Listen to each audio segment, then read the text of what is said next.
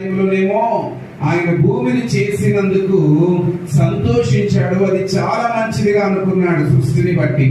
కానీ 6వ అధ్యాయంలోకి వచ్చేసరికి భూమి మీద చెడుతనము విస్తరించింది గనక భూమిని చూచిన దేవుడు ఇది పాపముతో నిండుకున్నదని చాలా సంతాపమునుంది.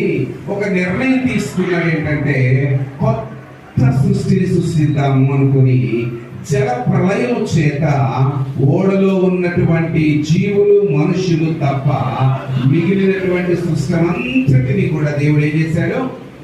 తుడిచిపెట్టేశాడు. జల ప్రళయం చేత నూతన సృష్టిని ప్రారంభింపచేశాడు.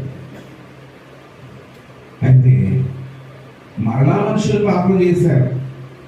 మరలా ఆయన అలాంటి చేయదలుచుకోలేదు. చేయనని నాడే ఆయన వాగ్దానము చేశాడు, ప్రమాణం చేశాడు.